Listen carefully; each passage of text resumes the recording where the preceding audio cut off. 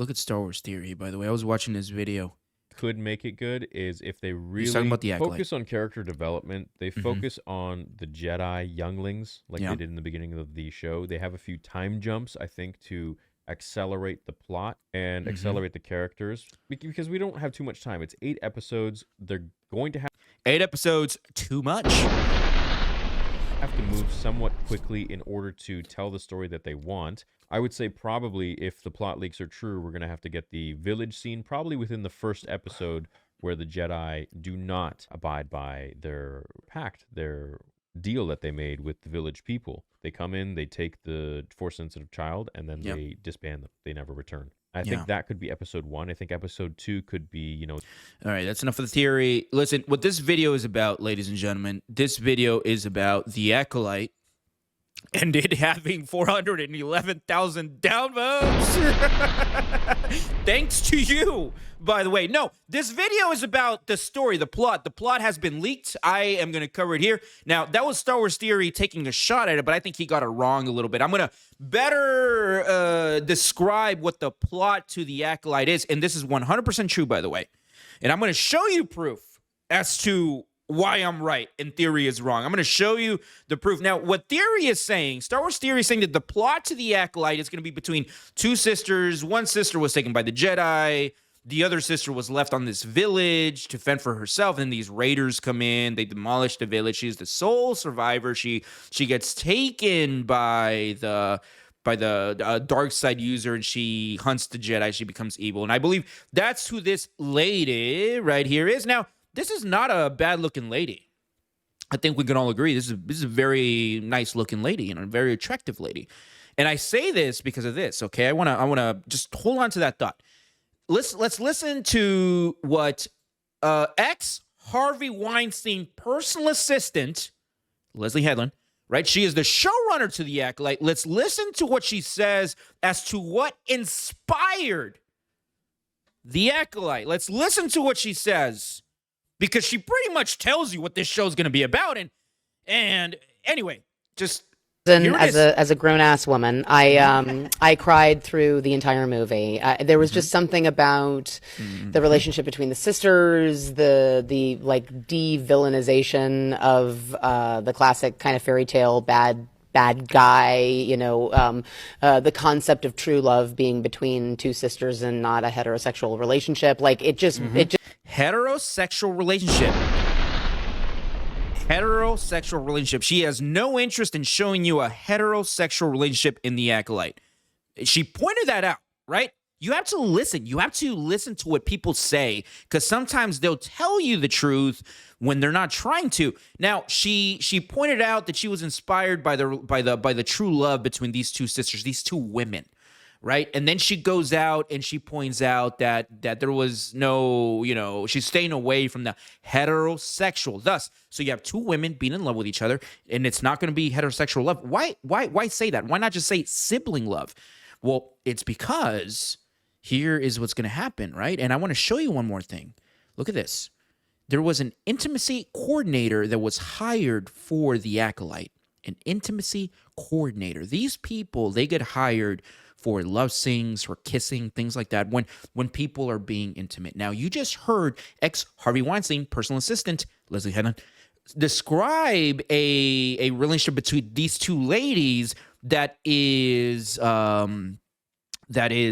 true love, right? And it's not heterosexual, meaning it's going to be gay. Now, there's nothing wrong with that. I'm a big fan of the gay people. I really am. And here is the thing. I've always have been, even back in the day.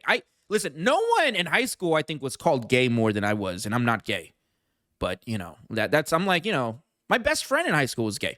But anyway, here is the thing. These ladies, right, in this show is going to be a Jedi and a dark side user, and I think this is the dark side user right here. This is her, right? I mean, she has the look, right? And I think we see the one that's not the dark side user. She's somewhere in here. Maybe not. But I believe that these 2 ladies, right? One's a Jedi, one is a dark side user, which I think is this lady right here. They're going to be lovers. They're going to be lovers. That's why we have the intimacy coordinator. I think this entire show is going to be about this Jedi that was this little girl that was taken by the Jedi, and then her friend at the time, she gets trained in the dark arts, and she resents the Jedi for taking her girlfriend pretty much from her.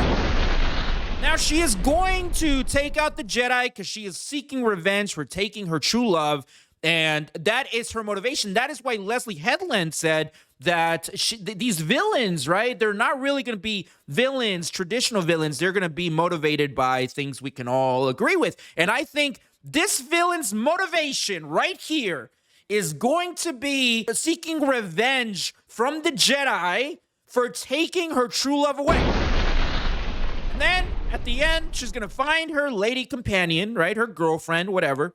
And they are going to be together. They're going to kiss. And that is the story. And I think it's beautiful. In all seriousness, I really do think it's beautiful. I think that is a beautiful take. Now, you know, my only worry with this show is that they are connecting it way too much with the prequels, you know, and this show is supposed to take place like 100 years before the prequels. I think if this is like its own standalone thing, I think it's going to be great. But the second they start retconning shit in the prequels, that's when I'm going to have a problem with it. And I really do hope that this is not the case. I really do want this show to succeed. Like, all jokes aside, I really do want this show to succeed. Unlike, you know, Theory over here. Theory low-key, I truly do believe this. I think, you know, he's like, man, I hope this show fails. You know, maybe not. Maybe he's on board. Maybe he thinks he wants this show to succeed. But clearly, there are currently, can I refresh this? Maybe it's changed since then. Let me refresh this. Right? Hello? Let me refresh this. Oh, shit! It went up to 414,000 downvotes. So within a span of like, how long have I been filming this? 4 minutes, it's gone up 4,000. And I know on my other site, I'm like, go do your part, go dislike this. And I truly do mean this because we need to show Disney that we're not with their crap. And I know I just came off as a huge hypocrite because earlier I'm like, I really want this show to succeed. Listen, I'm a complicated guy. You know, I'm a very, very complicated guy. Also, I am tuned up on coffee right now. It's early in the morning. I have all these thoughts racing in my head. You know, I'm thinking I really want this show to fail. But then part of me is like, I really want this show to be good. So is there a way that I can enjoy this show by it being a good show and it still fail? Can we have that? I don't know. What do you guys think? Let me know down in the comments. And like always, don't forget to subscribe. Sensational.